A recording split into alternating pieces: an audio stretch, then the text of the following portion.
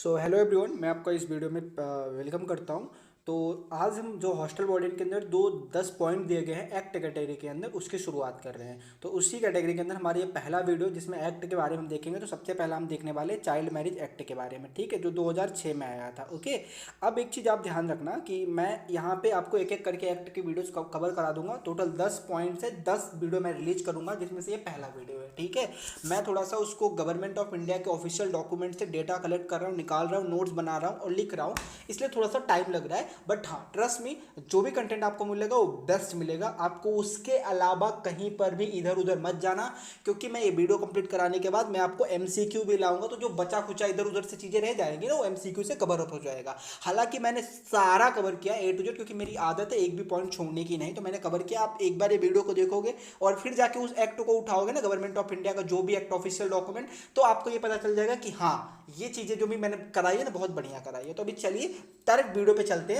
तो हम बात कर रहे हैं चाइल्ड मैरिज एक्ट के बारे में, जो 2006 में आया था। एक मिनट, हाँ।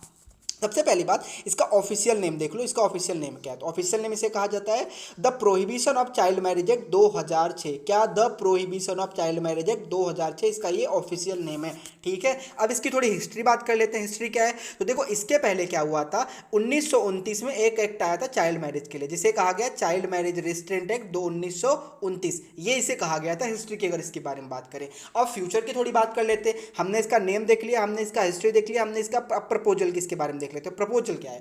अब देखो, प्रपोजल 2021 में एक बिल लाया गया लोकसभा के अंदर, जिसे बोला जाता है चाइल्ड मैरिज अमेंडमेंट बिल 2021।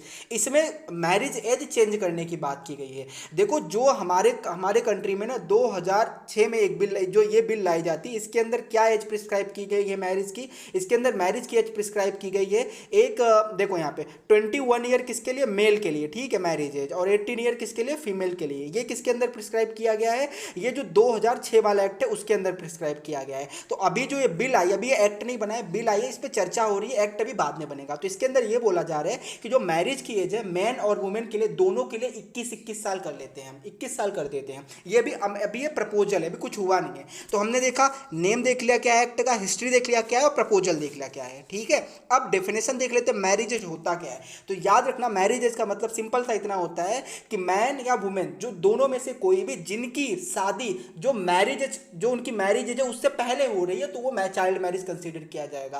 कहने का मतलब क्या हुआ? अगर फीमेल की शादी की जो मैरिज एज है वो 18 साल है, बट उसकी शादी हो रही 17 साल में, तो ये क्या होगी? Child marriage. मेल की जो शादी की एज है 21 साल है, बट उसकी शादी हो रही 20 साल में, ये क्या है? चाइल्ड मैरिज है। गेटिंग? तो ये होती है डेफिनेशन ऑफ चाइल्ड मैरिज। एक इंपॉर्टेंट क्वेश्चन बनेगा कि ये चाइल्ड मैरिज का डेफिनेशन कौन से सेक्शन के अंदर दिया गया। तो याद रखना, सेक्शन 2B, यहाँ पे हाईलाइटर में यूज कर रहा हूँ तो आपको नहीं दिखेगा, बट अब ये आप सुन लेना जो भी मैंने बातें बोल रहा हूँ। Section 2B of child marriage act, आगे मैंने इस पर लिखा भी है, तो आपको यहाँ पे अभी लिखना है तो लिख लो, नहीं तो आगे तो है ही बताने के लिए। अब बात करते हैं प्रिस्क्राइब्ड एज क्या है, जो मैंने पहले ही बता दिया प्रिस्क्राइब्ड एज क्या है। तो ध्यान रखना, चाइल्ड मैरिज रिस्ट्रेंट एक्ट में जो 1929 आया था, इसमें क्या बोला? इसमें प्रिस्क्राइब्ड एज दूसरी थी, कुछ अलग प्रिस्क्राइब्ड एज दी गई थी। आई थिंक इसमें दी गई थी 14 साल फॉर द इनके लिए, गर्ल्स के लिए, और 18 साल किसके लिए? मेल के लिए। यही था, ये 14 साल किसके लिए? फीमेल के लिए, और 18 साल किसके लिए था? मेल के लिए। ये इसके अंदर बोला गया था। तो 1978 में हमारी गवर्नमेंट एक अमेंडमेंट करती है इस एक्ट के अंदर, और क्या कर देती है? इसमें एज को बढ़ा के कर देती है 21 साल फॉर मेल के लिए और 18 साल फॉर फीमेल के लिए। ये अमेंडमेंट हमारी गवर्नमेंट 1978 में करती है। यहाँ तक चीज़ें समझ में आई? इन क्रक्स अगर हमें देखा जाए, 1929 में एक एक्ट आता है जिसे 1978 में अमेंड कर दिया जाता है। अमेंडमेंट क्या होती है कि मैरिज एज प्रिस्क्राइब कर दिया जाता है कि मेल के लिए 21 साल और फीमेल के लिए 18 साल। क्लियर? होप यहाँ तक कोई भी आपको डाउट नहीं होगा। अब आगे बात करते हैं, अगर चाइल्ड मैरिज हो जाए तो क्या वो वैलिड है या वॉइड है? मतलब वैलिड है या फिर नकार दिया जाएगा, या फिर वॉइड, मतलब यार वो वैलिड नहीं होती है, ठीक है। वॉइड का मतलब होता है वैलिड नहीं होती है। तो ध्यान रखना, ये मेरी चीज़ों को ध्यान रखना। यहाँ से क्वेश्चन बन सकते हैं स्टेटमेंट वॉइस के फॉर्म में।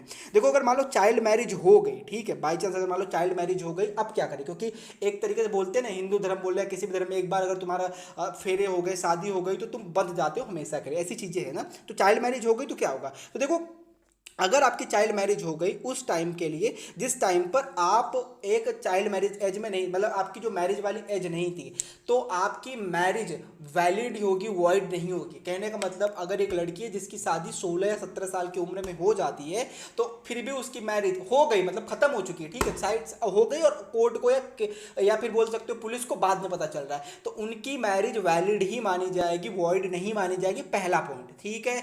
अब आगे जब तो एक और यहाँ पे एक्सेप्शन आता है, दूसरा पॉइंट याद रखना, जब वो लड़की 18 साल से ज़्यादा की हो जाएगी, 18 साल की हो जाएगी, तब वहाँ से उसे 2 साल का टाइम पीरियड मिलेगा कि वो क्या कर सकती है, एक पिटीशन फाइल कर सकती है कोर्ट में, और कोर्ट को ये बोल सकती है कि मैं ये मैरिज को नहीं मानती हूँ और मुझे इससे छुटकारा चाहिए, डाइवोर्स चाहिए, जो भी चीज़ें, और इस केस में उसकी बात को माना जाएगा। और अगर ऐसा होता है तो मैरिज क्या हो जाएगी, वॉइड हो जाएगी, मतलब मैरिज वैलिड नहीं मानी जाएगी। ध्यान में आया मैंने क्या बोला? अगर मैरिज, मैं बोल रहा हूँ, फिर से बोल रहा हूँ, अगर मैरिज को नहीं रिप्रीडेट किया गया, मतलब 18 जब वो मैरिज की एज हो जाएगी और उसके पर पिटीशन फाइल करके नहीं कैंसिल किया जाता है, तो वो वैलिड ही रहती है। और जो चाइल्ड उनसे बोर्न होगा, उन दो कपल से जो चाइल्ड होगा, वो भी लेजिटिमेट होता है, वो भी वैलिड ही होगा। मैंने 2 पॉइंट्स बोले, ध्यान रखना। नहीं समझ में आया तो मैं आप कमेंट सेक्शन में बता देना, नहीं तो फिर से मैं एक बार रिपीट कर देता हूँ, ध्यान से सुनना मैं क्या बोल रहा हूँ।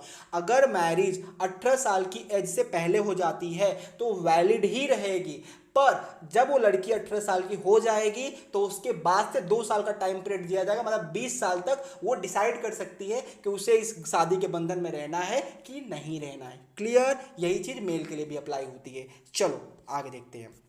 अब यूनिसेफ की डेफिनेशन क्या होती है मैरिज की? तो यूनिसेफ बोलता है कोई भी मैरिज जो 18 साल से बिलो होगा, 18 साल से बिलो होगी, वो चाइल्ड मैरिज कंसीडर किया जाएगा, और इसे वायलेशन ऑफ ह्यूमन राइट भी बोलेंगे। तो यूनिसेफ कौन है? यूनिसेफ आपको पता होगा, ये यूनाइटेड नेशन की एक बॉडी है जो चिल्ड्रन के लिए काम करती है। इसका हेडक्वार्टर कहाँ पे? पेरिस में है, ठीक है। तो ये बोलती है 18 साल, ये बॉडी बोलती है 18 साल से कोई भी मैरिज होगी वो चाइल्ड मैरिज ही कंसीडर किया जाएगा, ठीक है, और ये वायलेशन ऑफ ह्यूमन राइट भी होता है। अब बात करते हैं जो हमारा ये एक्ट है, कौन सा? The prohibition of child marriage act है। ये आया कब? तो ध्यान रखना, 2006 में तो बन गया, बट ये केम इन इफेक्ट। इफेक्ट मतलब क्या? इसका लागू कब हुआ? 10 जनवरी 2007 को ये असेंट पाता है, और 1 नवंबर 2007 को पूरे देश में लागू हो जाता है, मतलब 1 नवंबर 2007 को ये पूरे देश में लागू होता है, ठीक है। क्लियर? ओके, आगे देखते हैं। दूसरी पॉइंट क्या है इसके अंदर? एप्लीकेबल टू पीपल इवन, ये एक्ट उन पर भी एप्लीकेबल होगा, मतलब जो इंडिया के इंडियन सिटीजन है बट कहीं बाहर रह रहे किसी देश में, उन पर भी एप्लीकेबल होगा। दूसरा पॉइंट। तीसरा पॉइंट, इस एक्ट के अंदर टोटल 21 सेक्शन है। कितना? 21 सेक्शन है। एक चीज याद रखना, इसमें एक्सेप्शन क्या है? पुदुचेरी एंड जम्मू कश्मीर इसके अंदर क्या है? एक्सेप्शन है। पुदुचेरी एंड ये जो एक्ट है, पुदुचेरी एंड जम्मू कश्मीर एक्सेप्शन है, बट ध्यान देना, पुदुचेरी अभी भी एक्सेप्शन है, बट जम्मू कश्मीर जब से आर्टिकल 370 हट गया है, जम्मू कश्मीर एक्सेप्शन नहीं है। बट एक्ट में ऑफिशियली ये लिखा गया जम्मू कश्मीर क्या है? एक्सेप्शन है, बट अब ये हट चुका है, तो जम्मू कश्मीर एक्सेप्शन नहीं कंसीडर किया जाएगा, ओनली पुदुचेरी। पुदुचेरी क्यों? क्योंकि पुदुचेरी मैरिज से रिलेटेड लॉ फ्रांस के कंसीडर करता है, अभी भी फ्रांस के से रिलेटेड लॉ कंसीडर करता है पुदुचेरी। चीजें क्लियर? सेक्शन 1 में फिर आप आज देख लेते हो कुछ इंपॉर्टेंट सेक्शन। सेक्शन 1 में देखो क्या बताया गया है। सेक्शन 1 में वही चीजें बताई गई है कि इसका नाम क्या होगा, इस एक्ट वगैरह का, इसका एरिया क्या होगा, स्कोप क्या होगा, ये बताया गया। कुछ इसमें इंपॉर्टेंट है। सेक्शन 2 में कुछ चीजें इंपॉर्टेंट है, देखो मैंने बताया था। ये पूछ लेगा डेफिनेशन ऑफ चाइल्ड मैरिज कौन से सेक्शन में बोला गया है, तो याद रखना डेफिनेशन ऑफ चाइल्ड मैरिज की बात की गई है सेक्शन 2B के अंदर। सेक्शन 2B के अंदर डेफिनेशन ऑफ चाइल्ड मैरिज बात की गई है। डी के अंदर definition of child marriage prohibition officer, मतलब एक चाइल्ड मैरिज प्रोहिबिशन ऑफिसर होता है, उसके बारे में डी में बताया गया। ज्यादा ये सब चीजें मत ध्यान रखो, 2 चीजें, एक चीज ध्यान रखो इसके अंदर कि डेफिनेशन ऑफ चाइल्ड मैरिज किसके अंदर बोला गया, क्योंकि आगे भी बहुत सारे एक्ट आएंगे और इसमें कुछ चीजें ऐसी याद करनी होगी, तो इतना ज्यादा याद नहीं कर पाओगे, तो इसमें सिर्फ इतना याद रख लो 2B के अंदर चाइल्ड मैरिज की क्या बोली गई है, डेफिनेशन बताई गई है। सेक्शन 3 के अंदर क्या बोला गया है? वही सेक्शन 3 के अंदर यही बोला गया है कि एक और इंपॉर्टेंट चीज़ है, देखो यहाँ पे बताया गया है कि ये एक्ट उस पर भी ऐसी कोई चाइल्ड मैरिज जो 2006 के पहले हुई हो या उसके बाद भी हुई हो, उस पर भी एप्लीकेबल होगा, ठीक है। ये इंपॉर्टेंट पॉइंट है, कोई भी शादी 2006 के पहले हुई या 2006 के बाद हुई हो, उस पर भी एप्लीकेबल होगा, ये सेक्शन 3 के अंदर बोला गया है। आगे can file petition for the rejection of marriage, और वो भी पिटीशन फाइल कर सकते हैं मैरिज को रिजेक्शन करने के लिए, ये सेक्शन 3 के अंदर बोला गया है। ये चीज़ आपको क्लियर हो गई। आगे सेक्शन 13, जो इंपॉर्टेंट है मैंने वही लिखा है, ठीक है। है। अब देखो सेक्शन 13 में वही बोला गया है कि कभी कभी क्या होगा, जैसे अक्षय तृतीया वाले मौके पे शादी बहुत ज़्यादा होती है, चाइल्ड मैरिज वगैरह बहुत ज़्यादा होती है, तो उस टाइम पर जो डिस्ट्रिक्ट का डीएम होगा, डिस्ट्रिक्ट मजिस्ट्रेट, वो सीएमपीओ एक्ट कर सकता है। सीएमपीओ का मतलब क्या होता है, चाइल्ड मैरिज प्रोहिबिशन ऑफिसर। तो ये पूछता सकता है कौन से सेक्शन के अंदर district magistrate CMPO child marriage prohibition officer act कर सकता है, तो वो होता है सेक्शन 13। या फिर ये भी पूछ सकता है कि क्या एक स्टेटमेंट दे देगा कि on the occasion of special, on the special occasion like Akshaya Tritiya, district magistrate can be act as a CMPO, that is child marriage prohibition officer. तो उसमें आ जाएगा कौन सा स्टेटमेंट ट्रू है, 1 और 2, 2 और 3, तो उसमें आपको पता होना चाहिए, तो ये राइट है। ठीक है, सेक्शन 19 के अंदर बोला गया state government can make law. एक और चीज आ जाएगा, याद रखना, चाइल्ड मैरिज से रिलेटेड स्टेट गवर्नमेंट भी लॉ बना सकती है, सिर्फ सेंटर नहीं, स्टेट गवर्नमेंट भी लॉ बना सकती है। ये अगला पॉइंट था। ठीक है, ये पॉइंट आपको ध्यान रखने, ठीक है, ये पॉइंट आपको ध्यान रखने क्या क्या चीज़ है, क्योंकि ये सब स्टेटमेंट वाइज फॉर्म में आपको आ सकते हैं। अगला, ये आखिरी हमारा स्लाइड है, तो इसके अंदर देख लेते हैं।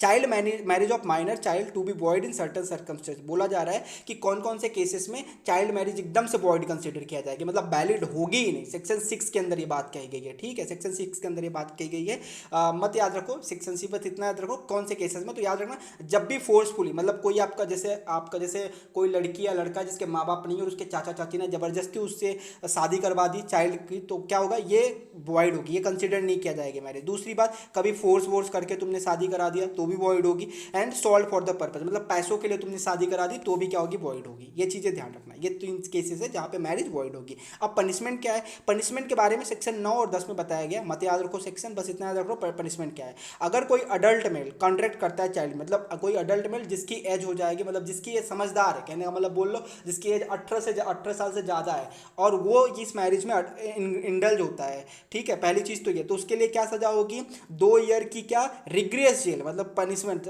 टफ जेल होगी, प्लस 1 लाख रुपए की फाइन, या फिर दोनों हो सकती है। ठीक है, दूसरी चीज, अगर कोई पर्सन जो कंडक्ट करवा रहा है इस मैरिज को, या परफॉर्म कर रहा है, या डायरेक्ट कर रहा है, परमिट कर रहा है, जैसे पंडित हो गया, पंडित भी इसके अंदर ये माना जाएगा। ठीक है, क्योंकि वो परफॉर्म करवा रहा है, चाइल्ड मैरिज को परफॉर्म करवा रहा है, वो भी गिल्टी माना जाएगा। कोई बंदा जो इस मैरिज को करा ही रहा है, ठीक है, जैसे पंडित हो गया, फिर जो मैरिज को एक होते हैं ना यार कि घर वाले जो रिस्पॉन्सिबल्स होते हैं वो करा रहे हैं, ये सब भी गिल्टी माने जाएंगे, और इनको भी क्या सजा दी जाएगी, 2 ईयर की रिग्रेस जेल, 1 लाख रुपए की फाइन, या फिर दोनों ही दिया जा सकता है। ये चीजें ध्यान रखना है। अब यहाँ पे एक डाउट होगा कि सर आपने बोला कि जो चाइल्ड मैरिज एक्ट के अनुसार मेल की जो एज होगी वो 21 साल होगी, बट आपने यहाँ पे क्या बोला, 18 ईयर, अगर कोई बंदा 18 साल का हो जाएगा और वो चाइल्ड मैरिज करता है, मेल की मैं बात कर रहा हूँ, तो वो क्या माना जाएगा, गिल्टी माना जाएगा। But child marriage age male के लिए तो 21 साल है। जी हाँ, आप बिल्कुल राइट हो, बट जब आपकी सजा दी जाएगी ना, तो आपको आईपीसी के अनुसार दिया जाएगा, इंडियन पीनल कोड के हिसाब से। और इंडियन पीनल कोड ये मानता है, इंडियन पीनल जो ये होता है, इंडियन पीनल जो प्रोसीजर होती है उसके अंदर ये बोला गया है कि जो मेल, जो अडल्ट मेल कंसीडर किया जाएगा वो 18 साल वाले बंदे को कंसीडर किया जाएगा। इसीलिए अगर कोई मेल जिसकी 18 साल से ज़्यादा की एज है, और वो अगर वो किसी वुमेन से शादी करता है जिसकी एज 18 साल से कम है, तो वो गिल्टी कंसीडर किया जाएगा। ठीक है, ओके, 2 पॉइंट। अगला देख लेते हैं, offender offences to be cognizable and non bailable. अब इसके अंदर एक और चीज़, इसके अंदर जो ऑफेंसेस होंगे वो कभी भी नॉन बेलेबल, अगर आप चाइल्ड मैरिज करवाते हो तो आपको बेल नहीं दी जाएगी, माफ़ी भी नहीं दिया जाएगा। ठीक है, तो ये चीज़ ध्यान रखना, नॉन बेलेबल है, मतलब आपको यहाँ पे बेल नहीं मिलेगी। ठीक, बेल मतलब क्या, जमानत। Okay, child marriage prohibition officer के बारे में बात की गई है, तो याद रखना चाइल्ड मैरिज प्रोहिबिशन ऑफिसर को कौन अपॉइंट करता है, क्वेश्चन बनेगा यहाँ से। तो अपॉइंट कौन करता है, स्टेट गवर्नमेंट अपॉइंट करती है, स्टेट लेवल पे और रीजनल लेवल पे भी। दूसरी बात, इनको पावर वही दी जाती है जो पुलिस के पास पावर होती है। जब ऐसे कंसिडर, देखो यार, जब मेरे पास पावर ही नहीं होगी तो मैं कहीं पे मैरिज हो रही जा रहा हूँ तो वहाँ पे मैं कैसे रोक सकता हूँ, तो मेरे पास भी जो पावर, अगर मैं सीएमपीओ हूँ तो मेरे पास पावर पुलिस के जैसी ही होने वाली है। आगे देखते हैं, duty of child MPO. Child MPO मतलब वही सीएमपीओ हो जाता है, चाइल्ड मैरिज प्रोहिबिशनरी ऑफिसर। इनकी ड्यूटी क्या होगी, to prevent solemnization of child marriage, मतलब कि मैरिज होने से रोकना। ठीक है, फिर टू कलेक्ट एविडेंस, अगर मैरिज हो गई तो एविडेंस कलेक्ट करोगे, क्योंकि तुम्हें कोर्ट में क्या करना है, फाइल भी तो करना है केस, तो वहाँ पे तुम उस बंदे के खिलाफ केस फाइल करोगे तो तुम्हारे पास एविडेंस होंगे, फोटो वगैरह। फिर सेक्शन 17 में क्या बोला गया, आगे देख लो, CMPO is a public servant under section 21 of IPC. याद रखना, जितने भी हम एक्ट पढ़ेंगे उसके अंदर जो भी ऑफिसर आएंगे वो सब पब्लिक सर्वेंट होंगे, और अगर उससे और किसके अंदर आते हैं तो सेक्शन 21 ऑफ आईपीसी। अब बात यहाँ पे हमारी वीडियो खत्म होती है, बट ध्यान रखना इसमें आपको नोट क्या करना है, क्योंकि मैंने बहुत सारी इन्फॉर्मेशन दे दी फटाफट जल्दी जल्दी में, तो आप ये ध्यान रखना देखो अगर वीडियो में मुझे पता है मैं जल्दी जल्दी बोल रहा हूँ तो आप वीडियो को 1.5 और 2 में मत देखना, नहीं तो यार बैंड बज जाएगी, कुछ नहीं समझ में आएगा। मैं सही बता रहा हूँ क्योंकि मैं खुद भी स्पीड बोल रहा हूँ, ठीक है, ताकि आप ये वीडियो ज़्यादा लंबा ना बने। फिर भी 14 मिनट का हो गया, 1 मिनट में चीज़ें मैं बोल देता हूँ ताकि 15 मिनट में वीडियो समाप्त हो जाए, ठीक है। एक चीज़ ध्यान रखना मैं क्या बोल रहा हूँ, जो इंपॉर्टेंट है ना, जैसे सेक्शन 15 मत याद रखो, ठीक है, यहाँ पे जो ये भी मत याद रखो। मैं बोल रहा हूँ जितना सेक्शन जो जो याद करना है सेक्शन में बता दो ना आपको क्या याद करना है। यहाँ पे सेक्शन वगैरह तो कुछ है नहीं, यहाँ पे आप बस फैक्चुअल चीज़ें याद कर लो, क्या होती है मैरिजेज कितनी हो जाती है, ठीक है, फिर इसका ऑफिशियल नेम क्या हो जाता है, ठीक है, फिर इसके पहले कौन सा एक्ट आया था 1929 में, अमेंडमेंट कब हुआ, 1978 में अमेंडमेंट किया गया, ठीक है, ये चीज़ें याद कर लो। बाकी एक्ट यहाँ पे चीज़ें मत याद रखो कि सेक्शन क्या होता है। सेक्शन में बता रहा हूँ कहाँ क्या याद रखना, सेक्शन 2 भी याद रखो जिसके अंदर बोला गया डेफिनेशन ऑफ चाइल्ड मैरिज, यहाँ से क्वेश्चन भी पूछा गया है पहले भी, पहली चीज़ तो ये। तो फिर आगे चीज़ें याद रख लो यार कि इनकी क्या होगी, क्या मैरिज 2006 के पहले हुई थी अप्लीकेबल होगी क्या नहीं, ये चीज़ें याद रख लो। और सेक्शन में यहाँ पे कुछ नहीं याद रखना है। फिर ये डीएम एक्ट कर सकता है सीएमपीओ की तरह, ये एक फैक्चुअल चीज़ें याद रखना। ये बाकी यहाँ पे सेक्शन वगैरह कुछ भी याद मत करो, ये सेक्शन इतना यूजफुल नहीं, बस इनके बारे में याद रख लो कि यार सीएमपीओ को कौन अपॉइंट कर सकता है, स्टेट गवर्नमेंट अपॉइंट कर सकता है। इनके पास पावर पुलिस की होती है, हाँ होती है। ये स्टेटमेंट वाइज फॉर्म में क्वेश्चन पूछा जा सकता है और इस पर मैं एमसीक्यू भी लाऊंगा। तो that's it about this video, thank you so much. आपको आशा है आपको वीडियो पसंद आई होगी, अगर पसंद आया तो लाइक कर देना यार प्लीज़, क्योंकि इससे मोटिवेशन मिलता है। और आप देखो यार मैं रेगुलर नहीं वीडियो बना पा रहा हूँ, उसका रीजन एक ही है कि मुझे लगता है आपको चाहिए ही नहीं, ये एक कारण है। तो यार कम से कम लाइक या कमेंट्स तो कर दिया करो ताकि मुझे लगे कि आप देख रहे हो, ठीक है, नहीं तो कोई फायदा नहीं इतना एफर्ट्स के लेके, ठीक है। सो बस इतना ही कहूँगा, आगे भी वीडियोस आएंगी। आज एक और वीडियो जो आपको मिल जाएगा वो आपको मिलेगा प्रोटेक्शन ऑफ इसके ऊपर, चाइल्ड राइट्स एक्ट के ऊपर, चाइल्ड राइट्स एक्ट के ऊपर आपको वीडियो मिल जाएगा। तो थैंक यू सो मच, खत्म कर रहा हूँ इस वीडियो को, लव यू।